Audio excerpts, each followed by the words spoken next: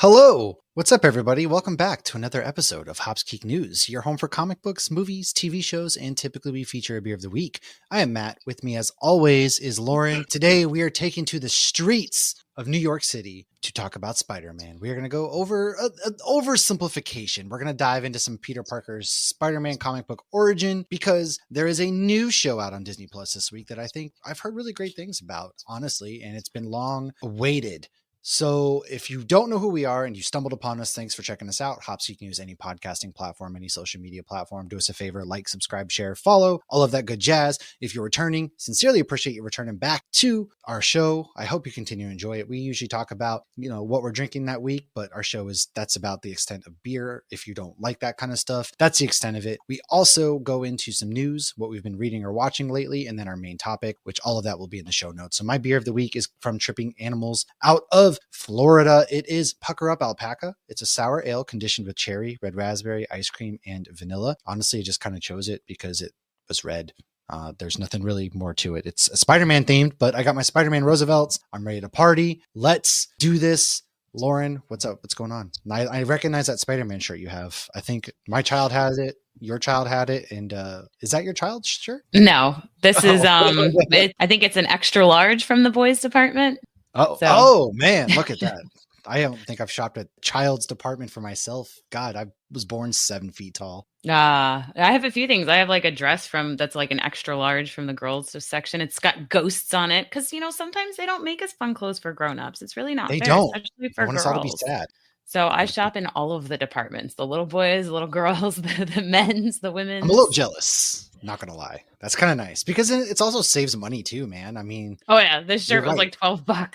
I mean, adult I do, clothes are expensive. Sometimes I have to wear sports bras under things, but yeah, the adult clothes are expensive. And it's the same damn fabric. And girls really just get so screwed with a lot of stuff. It's gotten better over the years, but like my first Wolverine shirt ever, I had to order online because you couldn't find a Wolverine shirt that wasn't a giant t-shirt anywhere. Yeah, honestly, that's really true. But do you come a long way. Probably don't have a beer because it's Sunday afternoon. You just got back from your son's basketball game. What's up? I don't have a beer because I drank enough beer last night for the week. So oh wow. This is my first beer in a while, honestly. Good for you. Good for you. I'm on the celebrating Ski's birthday. That's right. Ski. What are you on the cusp of? Working all week, so I figured I'd have a beer. There's football on. It's Championship Sunday. Obviously, we record this generally during the week, but unfortunately, we haven't been able to. So sorry to our patrons, first of all. But let's go into what we've been reading or watching lately. Lauren, why don't you kick us off with your comic book reviews? We'll start there. I did Wolverine Revenge #4. And so that was, you read the first Wolverine Revenge. So it's still kind of going, but they did a time jump into the future. So we kind of look like we got like Old Man Logan kind of going on right now. It's continuing to be really good. This wasn't my favorite of the 4 so far, but you got to have some that are a little lower than a little higher, but it did start off strong, and I'm hoping it continues strong into the next one. And then the other one I reviewed, I had no idea what to expect. I literally picked this because of the cover. It's Pinup combined with Apocalypse. So it's Pinocalypse. That's by Massive Publishing. And it is really good. I don't know if you checked it out. I have not had a chance yet. I absolutely love this. I was kind of one of those, because as much as I love doing Wolverine, I also really like finding some good indies. Otherwise, I never would have gotten into Minor Threats or The Hunger in the Dusk and all these others. So I was like, this is #1. It looks cute. And it literally, it looks like a little pinup girl on top of a car and she's surrounded by zombies. So it's this girl's 18th birthday. But it takes place it's like the 60s or something, or maybe the 50s. And it's so funny because they're making fun of like, oh, all I want to do is, the mom's like, all I want to do is just make dinner for my husband. I have no ambitions. And they're like making fun of how terrible things are, and like, what I'm saying, like the sexism and misogyny, and then this one guy's being like a dick, but then all of a sudden a zombie apocalypse breaks out of nowhere when she's like trying on a dress to wear to homecoming or prom or her birthday party or something, and then there's zombies everywhere. But it's really funny. It's a lot. It's got some action and it's fun to look at too, because it's like pinup. It's called like Pinupopolis. Yes. There's a lot of play on words with pinup. Well, that's really cool. Good. No, I haven't read that yet. I'll have to check that out. So sick. Yeah. So that was really good. Well, I have some things that I read last week. So Absolute Wonder Woman #4 was one of them, which Kelly Thompson, Jordie Bellaire, Becca Carey, Hayden Sherman continue to do really cool things with this version of Wonder Woman, who I really enjoy that they bring magic into the fold. I think that's a really unique take. And Diana is from Hell, and she has this softness to her, but she's also this really fierce warrior, and the colors are this deep red amongst this dreary background, which really works for me. So I'm really enjoying that series. And then I read Rocket, Racoon, and Doctor Doom. It's part of Marvel's. They're doing these random team up one shots. And this one is basically Doctor Doom wants to go back to the beginning of the universe, essentially the Big Bang, to realize what his purpose is, because he realizes that he was a bad guy for better or for worse. And, you know, he wants to know why he does and did the things that he did, but he can't do it without the help of Rocket Raccoon, who he says is the smartest scientist in the Marvel universe. So he invites Rocket, they team up, they go to like the beginning of the galaxy, the beginning of the time, but he doesn't really get an answer. It's really fun because their two personalities couldn't be more different. Doctor Doom's very dry and serious. Rocket's very sarcastic, and it just meshes really well. I found to really, really great. The colors again were pretty fun too, with Doctor Doom's cape, and there's like a feast going on, and Rocket's going to town, and he's complaining there's no pizza though, and it's just fun stuff like that that I thought was a really cool one shot. So be on the lookout for those. And then there are two comics that I read coming up this week for New Comic Book Day. Can't say too much about them other than Teenage Mutant Ninja Turtles issue number 6 kicks off this next arc from IDW Publishing, Jason Aaron. You know, the first arc had their turtles basically come back together. This one is now they're in New York. They're pretty much hated by everybody. They're bickering with each other. It's not a good time for our turtles. Really good, man. I'm really, really enjoying this run. I hope people continue to read this and check it out. I am fully sucked into this TMNT universe. Normally I wouldn't be, but this is a really good comic. And then Redcoat issue number 9 will be releasing this week as well, which, you know, that's like my favorite. It's Johnny Appleseed and Simon Pegg. It really gives me vibes of the movies like Big Fish and Forrest Gump, how there's a narration talking about the fun adventures that they had in the past and brings up some random historical event that may or may not be accurate. And that's what this issue is. It's Simon and Johnny Appleseed, but you can see Simon has this goodness to him that everybody kind of sees, that gets to know him, between Albert and now Johnny Appleseed talk about it, but he doesn't think so. And he's kind of slowly coming along, and it's a very good palate cleanser compared to the last 2 issues that were more sad and dreary. This one's very bright, very beautiful coloring. So check those 2 out. But aside from that, before Lauren goes into what she's been watching, I just got a couple things. Deal or No Deal Island is a game show that I love. That's on. I'm watching that. The season's not as good as the first season so far. I'm not really liking the characters very much. They're kind of really all douchey. And then Traders They're is like always douchey in like reality shows. well, yes and no. There's obviously people you like, people you hate, people who get the good edits, people get the bad edits. But I haven't really found anybody yet that I've enjoyed their edit. I feel really bad for Sydney Peck, for example. So I'm only 2 episodes in. There's 3 out. She really didn't get a fair shake. There's some stuff going on there. Apparently the cast is very mean and bullyish. Don't really know. Not going into that. Traders is another show. There's 3 seasons. It's basically Among Us. It's got some famous people like Nikki Bella's on this season. Really campy, really funny. Boston Rob's in this again. I'm enjoying that. That one is another fun little show. And then I've been rewatching Daredevil. I'm about 3/4 of the way through season 1 of Daredevil, so we can get ready for Daredevil Born Again. And I forgot how good this series, like, oh, it's so good. Seriously. Once I'm done with Falcon and Winter Soldier, I'm going to start rewatching Daredevil. Yeah, I legitimately forgot just how good it is. It's so the punches, the blood, the dark. It's, you know, Matt Murdock. I really enjoy this time around. Some of the things I'm paying attention to is the way they do his senses, and the one where, you know, she's asking like, what do you see? You know, and Claire, what do you see? Rosario Dawson. And he's like, I see a world on fire. And I really like how they showed from his perspective, because they don't really do it from that way. You don't really get to see how he gets to see it through that lens. They tried it with the Ben Affleck one. That was terrible. I always think of the Ben Affleck one, which it looks like the rain. Yeah, it's awful. Which this one they did. And I really like how he hones in on sounds and all of that kind of stuff. And he describes the things that he can see or not see, taste, smell, that kind of stuff is really cool. And yeah, I'm loving it. We're going to do some recaps. But before we go into some news real quick, there's something you watched this week, and you actually did a review of it. Yeah, so I watched Selling Superman. It was so good. I didn't know what to expect. So this is like, I'm still on a list from New York Comic Con where they'll send us things for announcements or, hey, can you watch this and review it? And so I was kind of like, I watched the trailer. It looked all right. But I fell in love with it immediately. It was so good. So what it's about is they really dive into the comic book world of like buying, trading, selling, and some of the psychology behind it too. But how they do it is it's this guy. who basically his father is on the higher spectrum of autism. So it's what they would beforehand call Asperger's, which we don't call it that anymore. But that's what he has, but was never actually like properly diagnosed or he never like took care of it. And he hoarded comics. He did not collect them. They say he hoarded them. Was he a fan? Yes, he was a big fan. But his book collection is insane, but they wouldn't allow people at their house. They weren't allowed to tell people that they had the comic books. It was like he didn't want to go on vacations because then the comic books would be vulnerable. And so after, it was crazy. Like he ended up getting divorced because of it. And the kids, like, it was like a thing they weren't supposed to talk about. So this thing that should have been exciting and bonding wasn't. And then when the father passed away and the sons inherit this collection, so the oldest has put it in a warehouse and there's a padlock and he's done all these things and he's now getting some of them graded. And it's based kind of around, he has Superman #1 and it's graded like a 7. And so it's worth like $3 million. Holy crap. Even at a 7? Jeez. Yeah. Because it's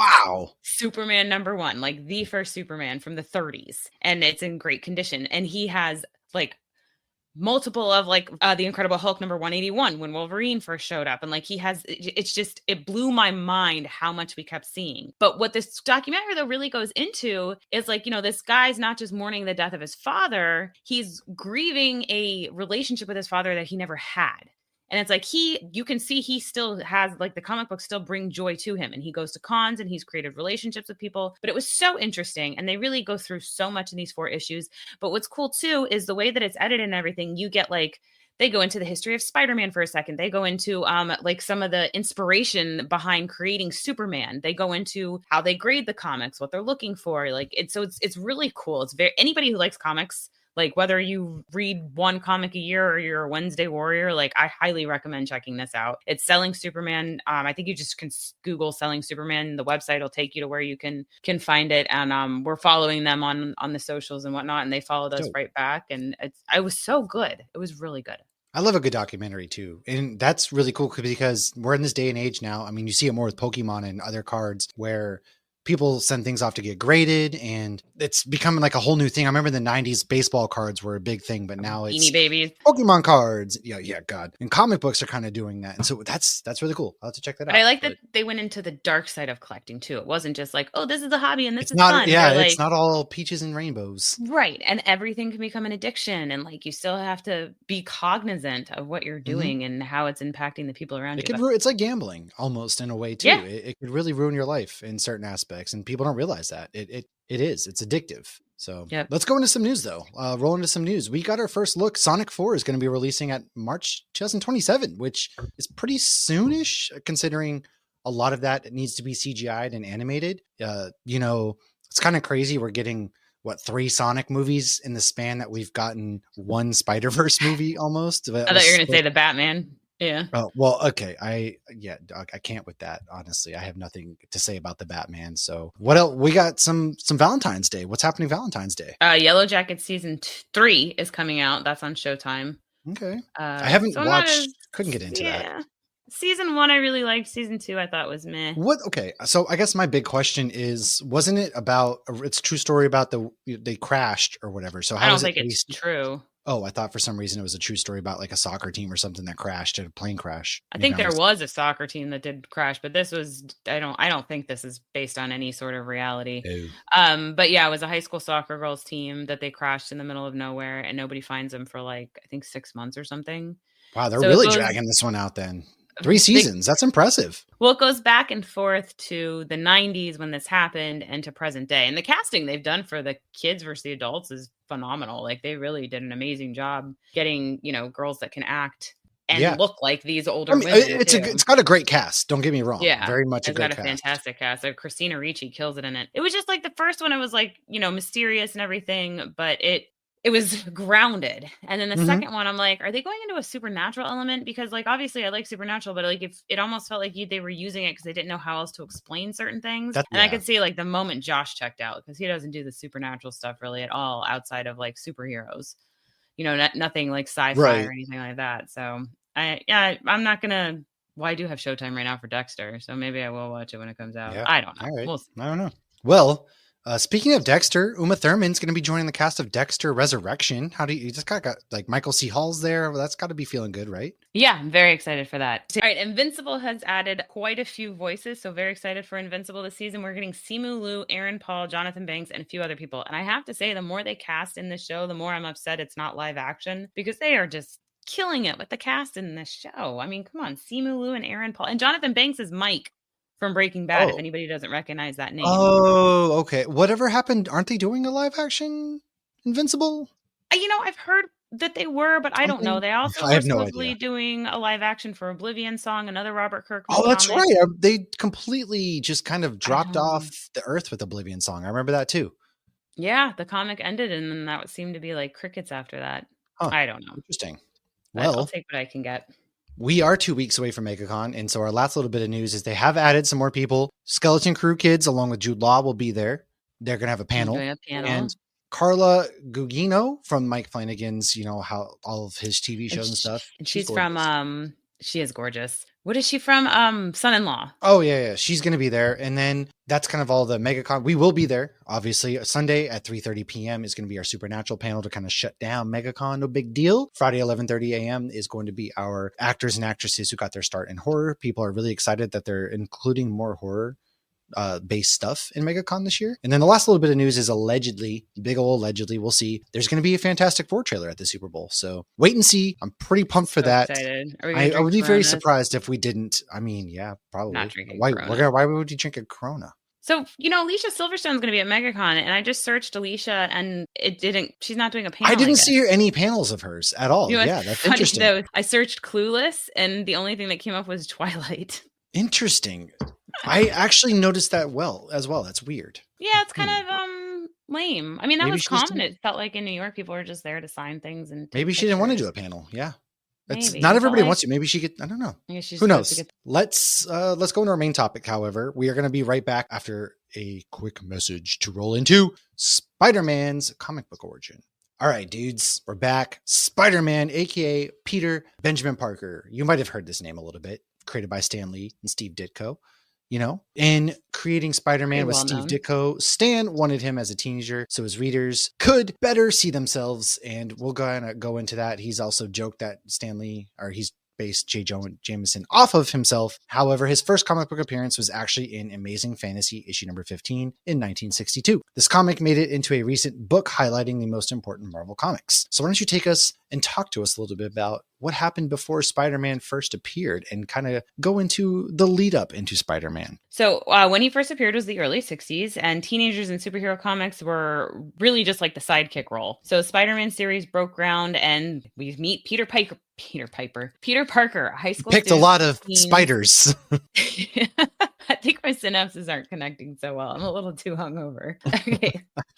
So as Spider-Man's secret identity, whose self-obsessions with rejection, inadequacy, and loneliness were issues that younger readers could relate to. I mean, adults can relate to that too. While Spider-Man was a quintessential sidekick, unlike previous teen heroes, Bucky Barnes and Robin, Spider-Man had no superhero mentor like Cap or Batman. However, we do see, like in the movies, he's got Iron Man, so they do kind of do that a little bit. But That's he's true. never his like sidekick. Right. More like in training. So he had to learn a lot of stuff on his own. And of course, with great power comes great responsibility, which does come up in the first issue. However, it is not said by Uncle Ben. It is said by the narrator. Oh. So later, they retroactively attributed that line to Uncle Ben. Interesting. I did not know that before going into this. So now in 1962, with the success of the Fantastic Four, Marvel's first family, Marvel Comics editor and head writer Stan Lee was casting for a new superhero idea. He said the idea for Spider-Man arose from a surge in teenage demand for comic books and the desire to create a character with whom teens could identify. As with the Fantastic Four, Stan Lee saw Spider-Man as the opportunity to get it out of his system. What he felt was missing in comic books was there was no like teenager, well, you couldn't really see as opposed to now there's the Young Avengers, all sorts of things of that nature. And actually in his autobiography, Stan Lee cites the non-superhero pulp magazine crime fighter, The Spider, was a great influence and in a multitude of print and video interviews. The spider was actually a great influence into how the Spider-Man at the time. Stan Lee stated that he was inspired by seeing a spider climb up a wall, adding into his autobiography that he has told that story so often, he's become so unsure of whether or not this is actually true. Besides the name, the spider was wanted by both the law and the criminal underworld, which was a defining theme of Spider-Man's early years. And throughout the years of ceaseless struggle, developed a sixth sense, which warns him of danger, which is the obvious inspiration for the spider sense. Also known as his Peter tingle. Yes, he's got the tingle. So at the time, teenage superheroes were usually given names like Boy. So Stan Lee said that he chose Spider-Man because he wanted the character to age as the series progressed. And he felt Spider-Boy would have made him seem somewhat inferior to other superheroes. 45-year-old Peter Parker. Come over here, Spider-Boy. And then we have Supergirl. Yeah. So he also decided to insert a hyphen in the name. So I have this in the notes in a little bit. So when Superman first came out, he didn't have the hyphen. And then when he got his own title, they added the hyphen to differentiate it from the fantasy comic that we first see him in. Okay. Interesting. I like how that. What can we do to differentiate this? How do we shake this up? I got it.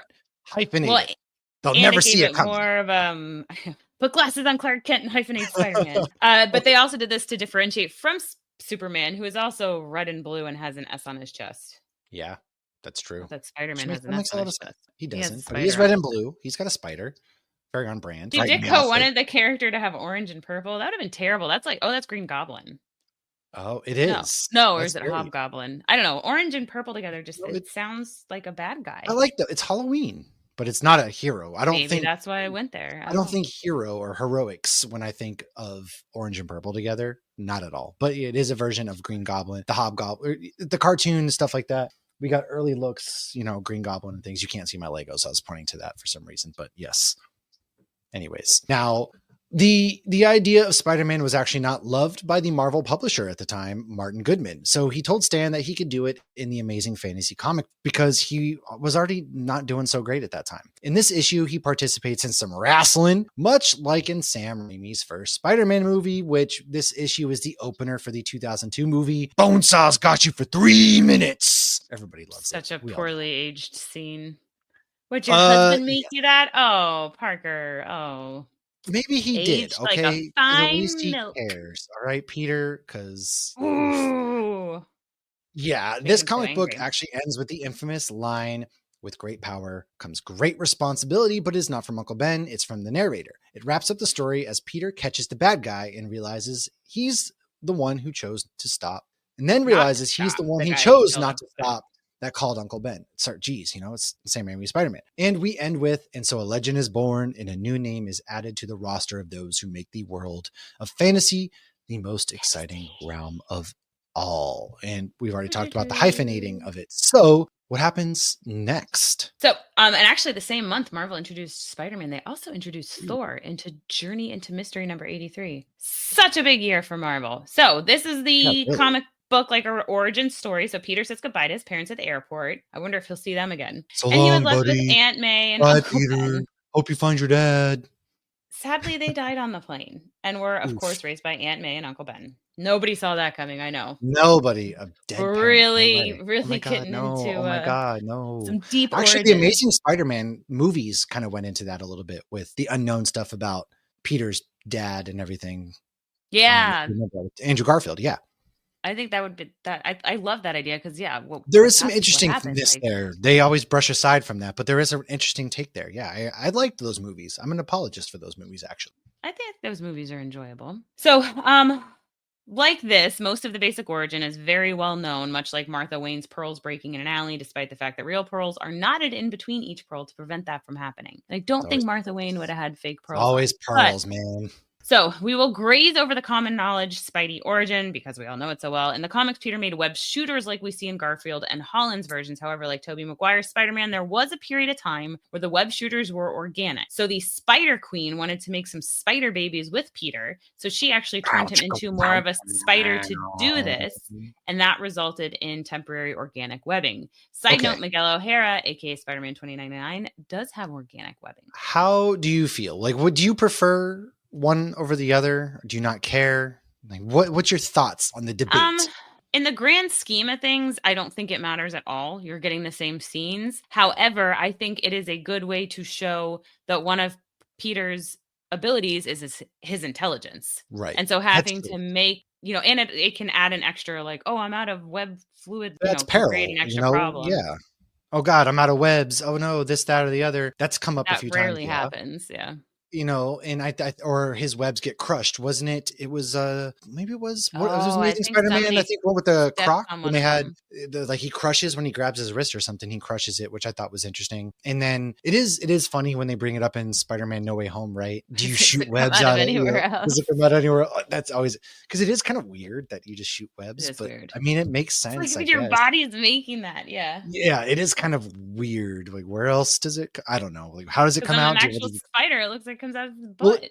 it does. Yeah. I mean, they make Mm, webs with their actual bodies. It's weird. like the boys, the Oh, yeah, Spider-Man and ew. the boys. That was so Gross. All gross. right. Anyways, Lee received Goodman's approval for the name Spider-Man in The Ordinary Teen. The concept and approach from this point, they approached artist Jack Kirby. As comics historian Greg Theakston recounts, Kirby told Lee about an unpublished character on which he had collaborated with Joe Simon in the 50s, in which an orphan boy living with an old couple finds a magic ring that grants him superhuman powers. Dun dun dun. Lee and Kirby immediately sat down for a conference. Theakston writes, and Lee afterward directed Kirby to flesh out the character, draw some pages. Now, Steve Ditko would then be the inker, while Kirby showed Lee the first 6 pages. Lee recalls, I hated the way he was doing it. Not that he did it badly, it just wasn't what he had in mind for Spider-Man in the character. Lee turns to Ditko, who develops an art style that Lee actually finds satisfactory, to which Ditko recalls, one of the first things I did was to work up a costume, a vital visual part of the character. I had to know how he looked before I did any breakdowns. For example, a clinging power so he wouldn't have hard shoes or boots, a hidden wrist shooter versus a web gun, and holster, etc. He wasn't just out here with Batman's grappling hook. I wasn't sure Stan would like the idea of covering the character's face, but I did it because it hid an obvious boyish face. It would also add mystery to the character, which I think makes a lot of sense too. I mean, you don't know who you're fighting. I think if you're going for this more teenage, younger aspect, covering his face while you're getting your ass beat by a teenager and not knowing it, I think that adds, because Spider-Man's like one of, if not the most powerful Marvel characters ever created. Like when he's actually using his strength and stuff, he's powerful. He's badass. Yeah. Well, and Jack Kirby did stuff like the Eternals, and like he did more godlike characters. I just remember reading over that as well. He did. Yeah. Okay. So, although the interior artwork was Ditko, Stan Lee rejected Ditko's cover art and commissioned Kirby to pencil a cover that Ditko inked. A lot of drama. Man. As Stan Lee explained in 2010, I think I had Jack sketch out a cover for it because I always had a lot of confidence in Jack's covers. In an early recollection of the character's creation, Ditko described his and Stan Lee's contributions in a mail interview with Gary Martin, published in Comic Fan #2. This was summer of '65. This is what Summer he said. of '65, dude. That's not the words, but in my head it was. No.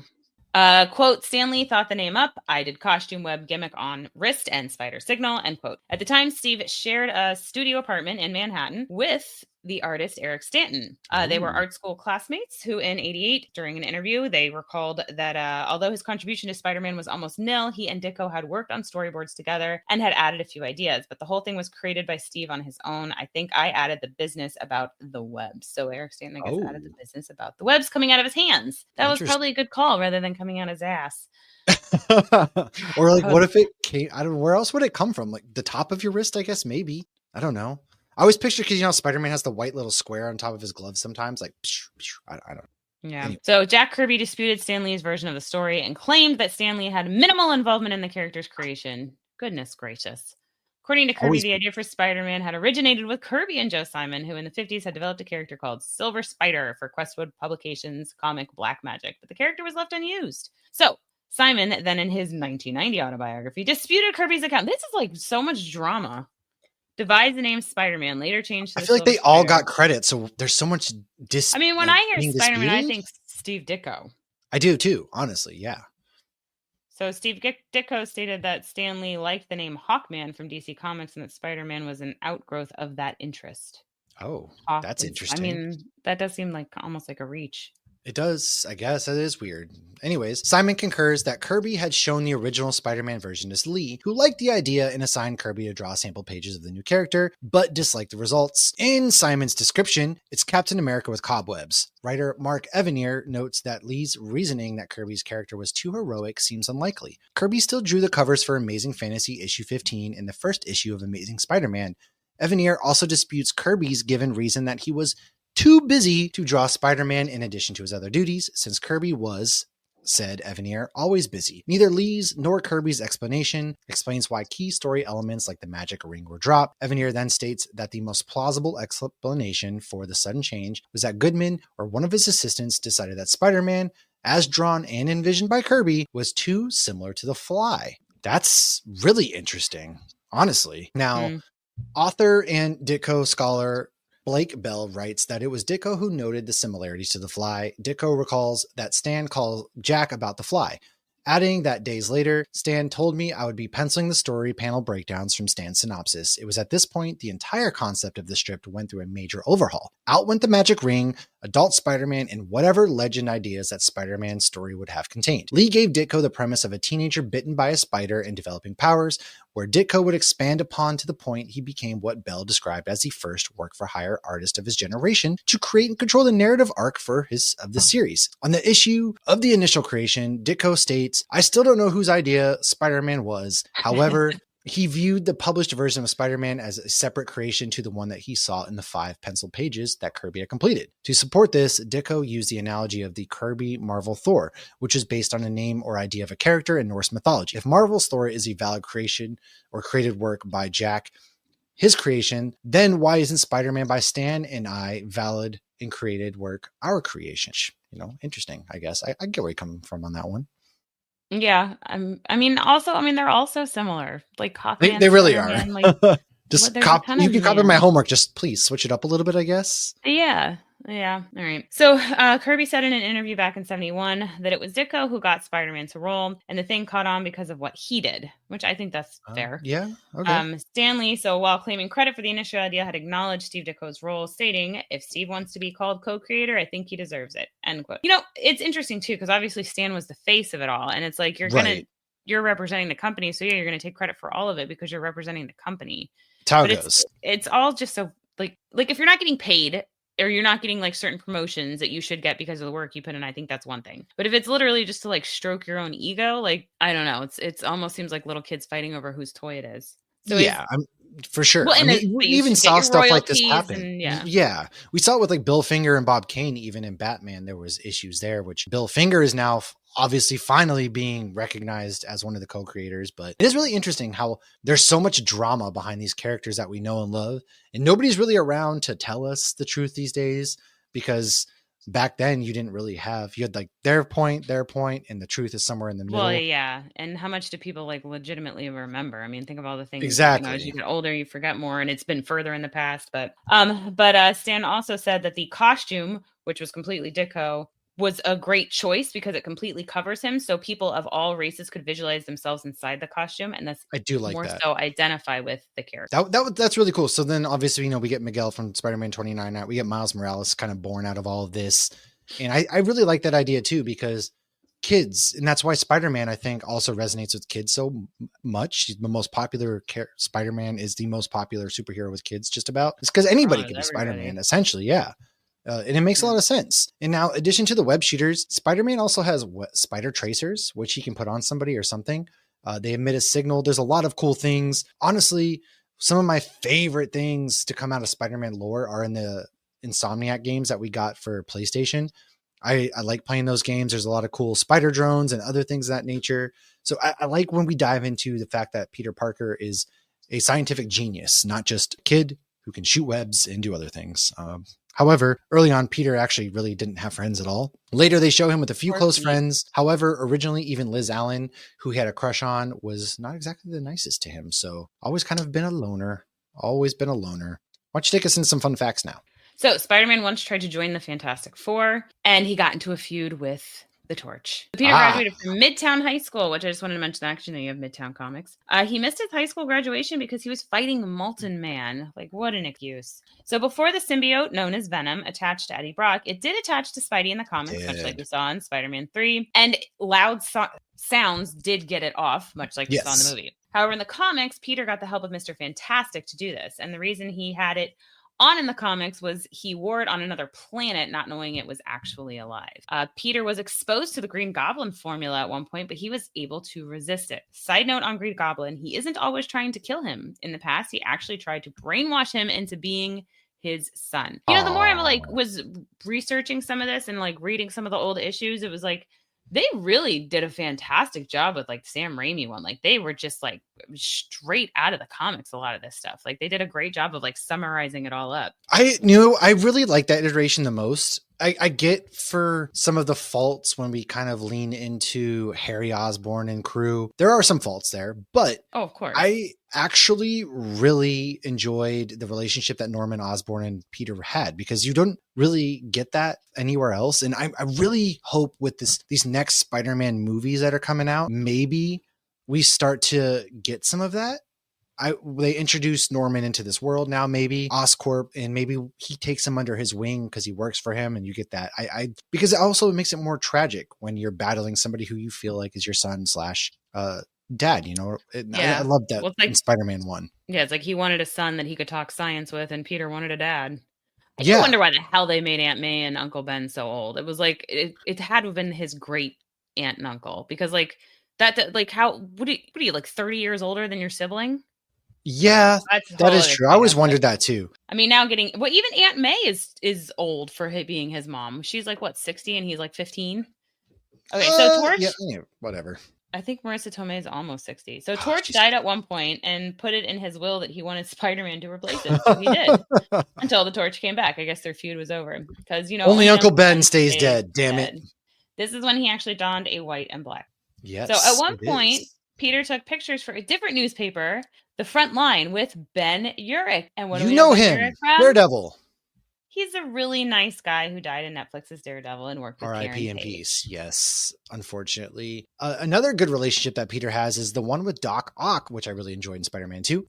Doc Ock once switched him in Peter's brains, so Peter was in Doc Ock's body and vice versa. Very interesting. Sadly, Peter in Doc Ock's body died. Dr. Octopus then went on to live as Peter, but part of Peter's subconscious still survived in Peter's body. While Dr. Octavius managed to maintain control, when Green Goblin shows up to kidnap somebody the fake Peter loved, Doc Ock let Peter have full control once again, because only he could defeat the Green Goblin, and only you could stop forest fires. Peter once used his spidey senses to figure out which hotel room somebody was in. Interesting. Creepy. Spider-Man's nickname for Thor is Goldilocks. That's a fun little, they come up at the same time. And now Peter once showed up to court dressed as Daredevil to try and help Matt Murdock cover up his identity. That's something I would love to see, because Matt has been Peter's lawyer in the MCU. So I would love to see something like that happen. Wasn't there a movie or a show where they did something like that? There might have been. They had somebody else. Oh, I think it was Flash and Arrow. That's what it was. Oh, yeah. That's right. Yeah. That makes sense. Spider-Man once had a cold, which made him lose his powers for a bit. Dr. Octavius unmasks him, but nobody believed Peter Parker could actually be Spider-Man. Come on, man. Put some, I don't know, respect on him. On Earth 8101, Peter is literally a spider monkey, which is those things I love. On you like a spider monkey. There is a good... During the animated series in the 90s, they also do something really cool where we talked about earlier how he gets turned into an actual spider. That was a really cool arc and run during that Spider-Man animated series that I really loved. I think Wolverine gets involved even, and then they also bring in like Blade and Punisher and stuff into that series. Good stuff. Yes. He, at one point, turned big and green when he was fighting the Hulk. This was thanks to a biokinetic energy ray and absorbing the Hulk's energy. I would also love to see that. Once he tried to turn himself fully human again. Instead, he grew 4 arms. That was kind of what I was alluding to. There was something that went on, and so he kind of say 4 arms, not 4 arms. He grew 4 arms. 4. Not just the 4 arms. His 4 arms were jacked. Yeah, 4 arms. Yes. What happens when he loses his costume? Torch was kind enough to lend him a Fantastic Four costume. This Torch guy is such a kind man. Complete with a paper bag that said "Kick Me" on the back. Oh, I didn't didn't know there was such like a brotherly like rivalry going on between the two of them. That's something I would To be like to honest, see. I didn't either. That would be fun to see that on the big screen. So, in the Ultimate Universe, Jessica Drew, who is Spider-Woman, is an altered clone of Peter Parker. Now, in the Amazing Spider-Man Annual #1 from 1964, Ditko and Lee wanted to celebrate Spidey's greatest hits, which led to the first gathering of the Sinister Six, which includes Doc Ock, Electro, Sandman, Kraven the Hunter, Vulture, and Mysterio. In this issue, we saw Spidey lose his powers for a bit because he was overcome with guilt after Uncle Ben's death. In this issue, we also see many other popular faces, including Fantastic Four, Thor, Doctor Strange, Giant Man, Wasp, Captain America, Iron Man, and the X-Men.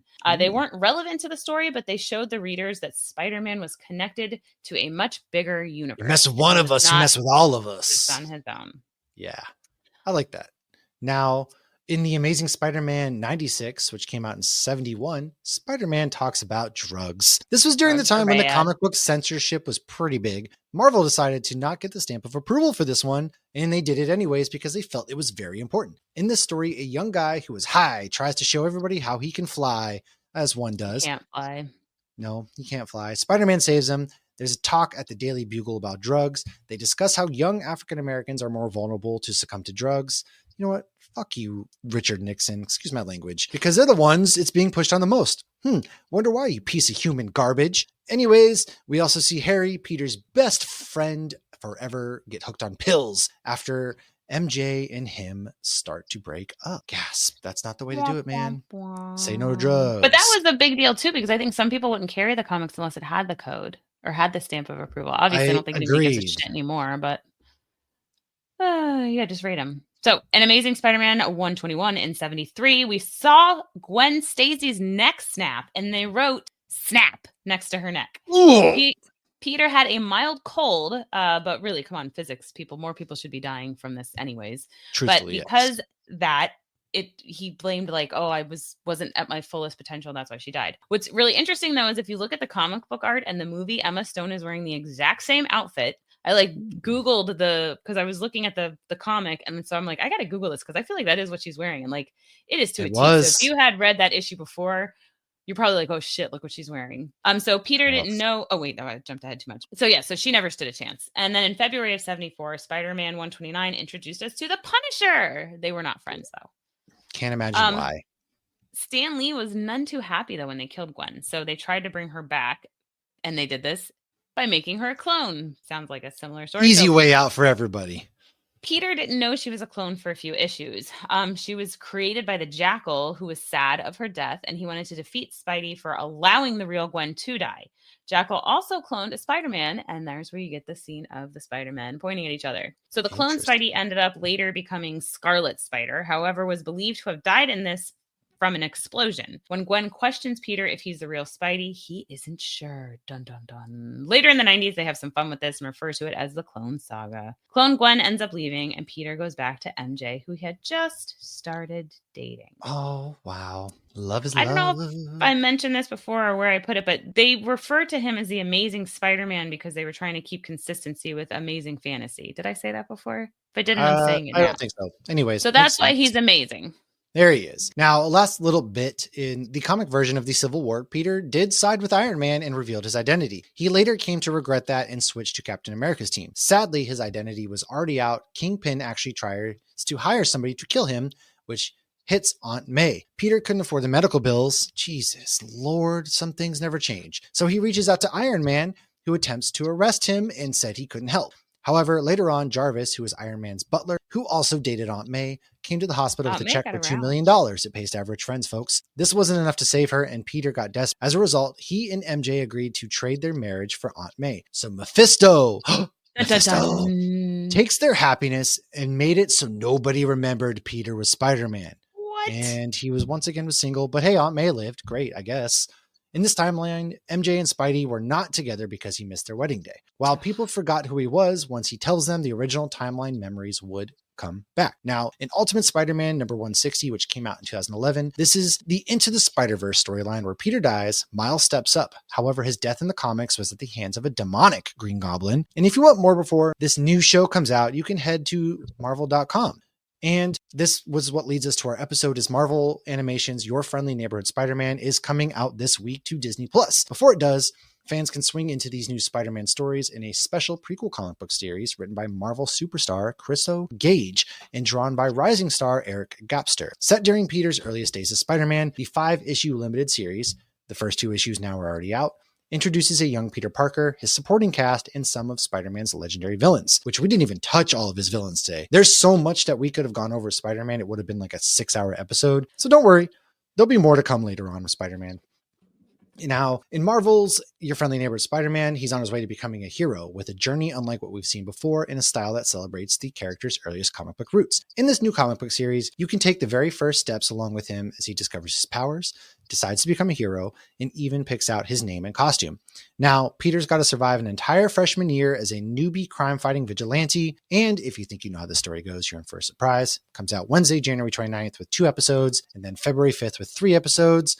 February 12th with another 3, and the final 2 will be out February 19th. I don't know why they chose to do that. I thought that was very interesting. Weird. It's also no longer a part of the MCU. Originally, it was supposed to be a part in between Homecoming and whatever the second movie was, Far From Home. But I guess the reason that they chose not to is because the creator felt that they were too hamstrung. Even though Spider-Man has a wide array of villains, they were too hamstrung because they couldn't use a lot of characters. And so they decided to make it its own separate entity. That's what we have here. Yeah. Well, now the multiverse is all connected anyways.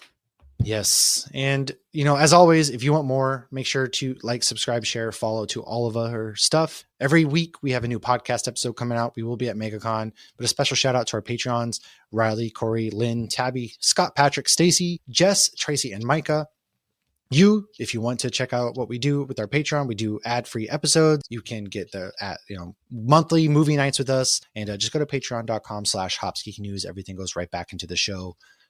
Thank everybody for checking out this episode. Next week, we will be back with My Bloody Valentine from 2009 because it is about to be Valentine's Day, and we don't really care about Valentine's Day, but Jensen Ackles. We care about Jensen Ackles. We care about that man. So make sure you tune in. That's next week's episode. Thanks for hanging out with us, everybody. Cheers.